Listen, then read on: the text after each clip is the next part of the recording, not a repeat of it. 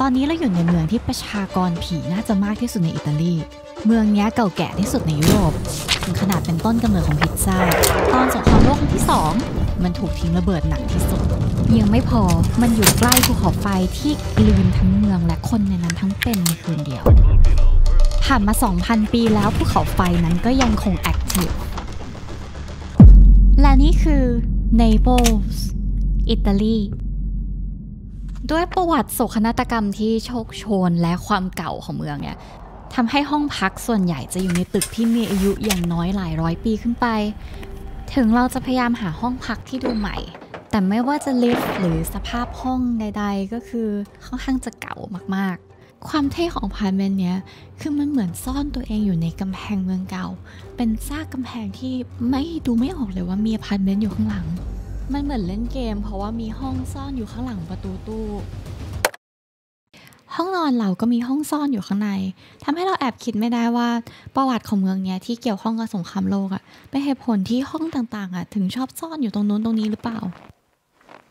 มีห้องน้ำซ่อนอยู่ในตู้เสื้อผ้านี่มันห้องลับนี่แค่ first impression อ่ะก็รู้สึกว่าเมืองเนี้ยไม่เหมือนเมืองอื่นๆแล้วอ่ะมีอะไรหลายๆอย่างที่เราอยากทำในเมืองนี้เพราะเนเปิลส์อ่ะถึงจะเป็นเมืองเก่าแต่เขาเก่ามากเรื่องงานศิลปะไม่ว่าจะศิลปะฝั่งกรีกโรมันที่เป็นรากฐานของเมืองหรือศิลปะฝั่งเรเนซองส์แล้วเมืองนี้ยังมีความเละเทะที่เป็นเอกลักษณ์ไม่เหมือนยุโรปเมืองไหนๆเลยมีใครบางคนกางเกงในตกลงมาจากข้างบนเมืองที่คาแรคเตอร์จัดขนาดนี้ก็เลยเป็นที่กำเนิดของศิลปินดังหลายคนแม้แต่อุปกรณ์ที่เคยใช้สมัยยุคลีโอนาร์โด ดาวินชีเดินถนนก็ยังคงมีขายอยู่นี่มันเหมาะมากเลยกับการเอาไปทำอุปกรณ์วาดรูปเหมือนอาร์ติสต์สมัยก่อนเป็นโอกาสดีถ้าเราจะลองเดินสเก็ตช์เมืองแล้วลองฝึกแบบที่อาร์ติสต์สมัยก่อนเขาลองฝึกวาดรูปเมืองนี้บ้างเนเปิลเนี่ยมันถือเป็นเมืองที่เก่าแก่มากที่สุดในยุโรปใช่ไหมคะแล้วมันถูกสร้างมาตั้งแต่ยุคกรีกโรมันแต่ว่าเนื่องจากเมืองนี้ตอนช่วงสงครามโลกครั้งที่2อะค่ะถูกบอมหนักมากเลยเพราะว่าเมืองนี้เป็นเมืองที่มูสโสลินีเนี่ยเขาเข้ามามีเอี่ยวเยอะทำให้เมืองนี้นะคะถ้าเราเดินไปเนี้ยเราจะเจอตึกหลายแบบเลยทั้งตึกที่เก่ามากๆเหมือนจะเป็นซากปรักหักพังที่ยังมีคนอาศัยอยู่หรือตึกที่เพิ่งถูกสร้างในศตวรรษที่16-17ในแบบของบาโรกหรือตึกที่เพิ่งสร้างในยุคปัจจุบันแล้วเรียนแบบตึกในยุคก่อนกรุงเนเปิลเนี่ยถูกก่อตั้งในจักรวรรดิกรีกช่วงประมาณ600ปีก่อนคริสตกาลและชื่อเดิมของมันคือเนโปลีที่แปลว่า New City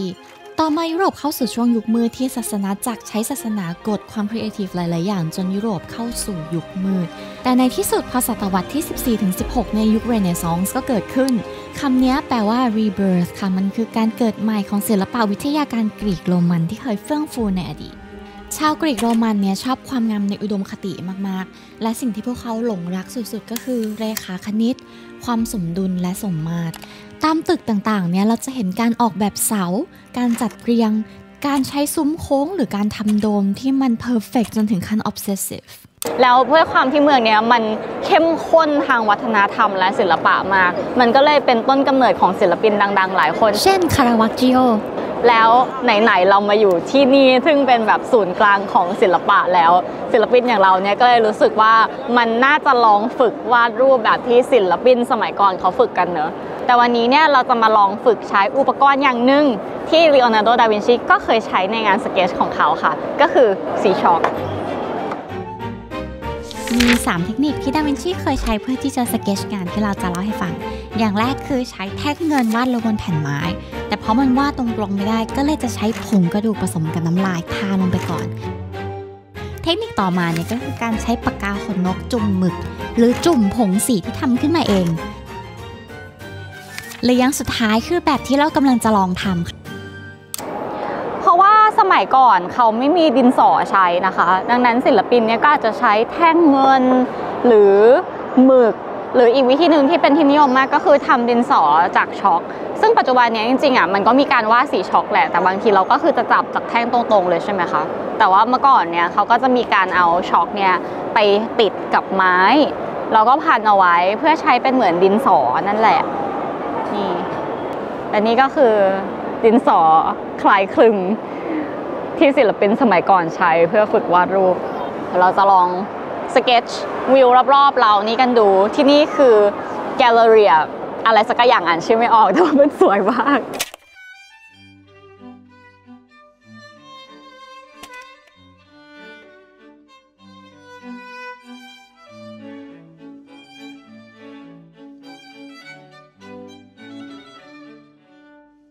ซึ่งถ้าจะพูดถึง precision หรือความแม่นยำเนี่ยดินสอที่ผู้เองแตกช็อกมันก็ไม่ได้วาดได้แม่นขนาดนั้นยิ่งพอเห็นความยากในการใช้อุปกรณ์เรายิ่งรู้สึกทึ่งกับความละเอียดของงานสเก็ตช์ที่คนสมัยก่อนเขาทำออกมาได้มีคนให้ดอกไม้มีแต่ผู้หญิงเอาดอกไม้มาให้ผมว่ารูปสวยจำที่เราพูดถึงเรื่องคนกรีกโรมันรักความสมมาตรและเลขาคณิตได้ไหมคะความสวยงามเหล่านี้และการคำนวณคณิตศาสตร์เหล่านี้พวกเขาทำกันตั้งแต่สมัยก่อนยุคคริสตกาลอีกมันน่าทึ่งนะสิ่งที่สมองของคนเราสามารถทำได้ดินสอทำมือแบบศิลปินสมัยก่อนมันก็ใช้ดีนะแต่ว่ามันไม่ค่อยสะดวกเท่าไหร่ขอกลับไปใช้อุปกรณ์ของตัวเองก็แล้วกันนอกจากจะใช้อุปกรณ์วาดรูปย้อนอดีตแล้ว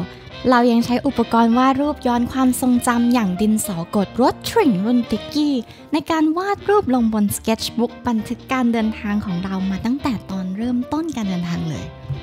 รถทริงเนี่ยคนจะชอบติดปากเรียกว่ารถติ้งแต่จริงๆอ่านว่ารถทริงนะคะเป็นภาษาเยอรมันที่แปลว่า red ring หรือวงแหวนสีแดงบนด้ามดินสอนั่นเองเพราะว่าเขาจะสื่อถึงความ active precision ซึ่งสิ่งนี้เป็นโลโก้ของแบรนด์และจะมีอยู่บนปากกาทุกรุ่นเลยซึ่งดินสอกดติ๊กกี้เนี่ยเป็นรุ่นที่ปั่นชอบมากเพราะว่าน้ำหนักเบานะคะแล้วก็สีสันสวยงามทันสมัย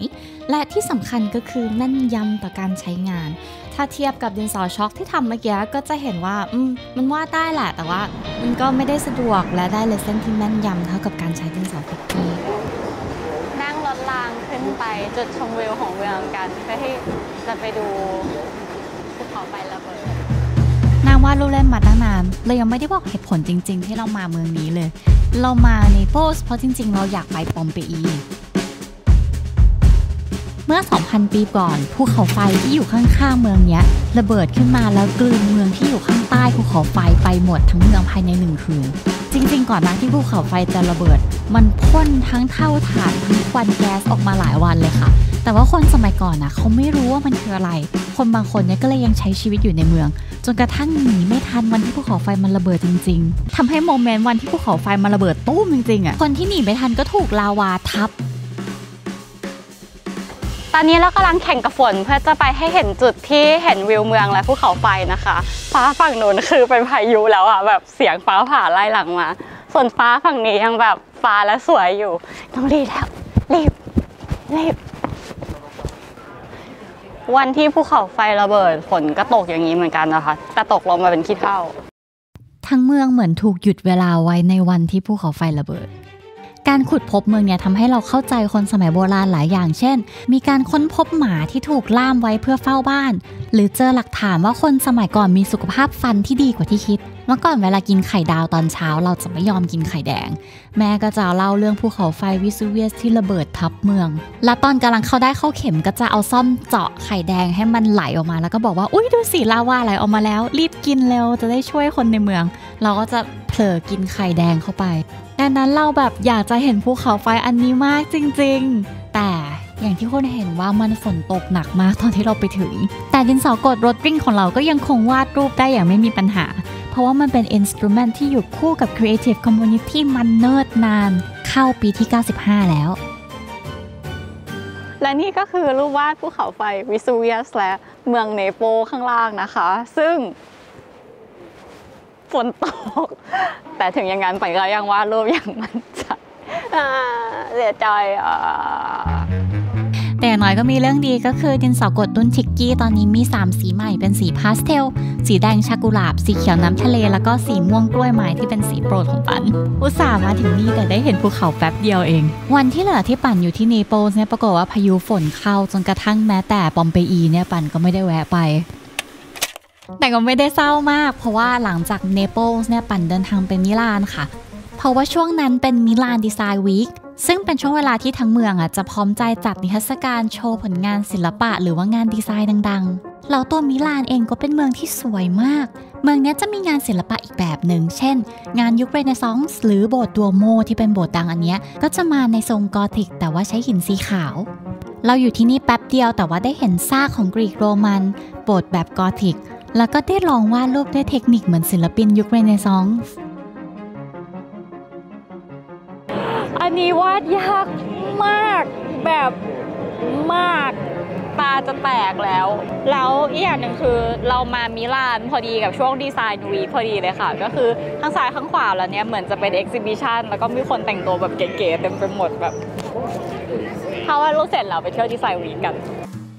แล้วยิ่งได้เห็นแบรนด์ต่างๆพยายามจัดแสดงให้งานของตัวเองมันเข้ากับลักษณะคลาสสิกของเมืองนี้ไม่ว่าจะทำสีน่ารักไปแรปรถแทรมหรือว่าเลือกตึกโบราณเป็นที่จัดแสดงงานเราชอบ Exhibition ของ Loewe ปีนี้เป็นพิเศษค่ะเพราะว่ามันน่ารักมากนี่เป็นครั้งแรกที่มาดีไซน์วีคคือแม้ว่าจะการใช้สีหรือว่าการใช้ material ต่างๆมันแบบโอ้ยมันน่ารักแล้วแบรนด์โลโก้ต่างๆก็คือไม่ยิ่งหย่อนไปกว่ากันเลยทุกที่คือดีไซน์น่ารักมากดูงานไปสเก็ตช์งานไปมีความสุข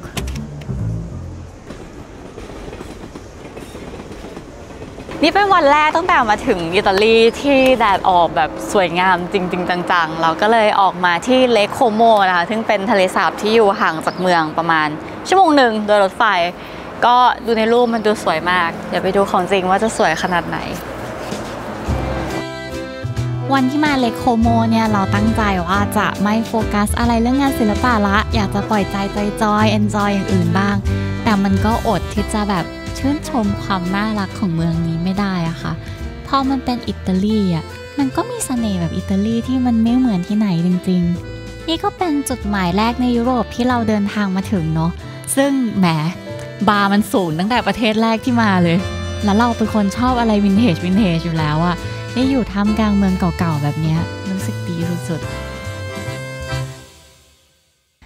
ถ้าคิดว่าดีไซน์วีคในอิตาลีคือที่สุดของงานศิลปะแล้วเราจะบอกว่ามันยังมีสถานที่ที่ชื่อว่าโคเปนเฮเกนอยู่เดนมาร์กเป็นประเทศที่ได้ชื่อว่าคนมีความสุขที่สุดในโลกด้วยหลักปรัชญาที่ชื่อว่าฮุกกะและการดีไซน์เมืองสุดเพอร์เฟกต์ที่คนสามารถเดินทางไปทุกที่ที่ต้องการในชีวิตได้ใน15นาทีอิตาลีจะมีงานศิลปะที่หรูหรามากแต่โคเปนเฮเกนก็ดูเหมือนจะใช้งานดีไซน์เพื่อตอบโจทย์การใช้ชีวิตของคนได้อย่างดีเช่นกันการเดินทางรอบโลกใน99วันของเราก็ยังคงดำเนินต่อไปที่น่าจะกันที่เดนมาร์กค่ะสำหรับดินสอกดวอทริงที่ปั่นใช้ตลอดการเดินทางนี้นะคะถ้าใครสนใจก็ไปหาซื้อกันได้ที่ห้างสรรพสินค้าและร้านเครื่องเขียนชั้นนำและช่องทางออนไลน์ได้เลย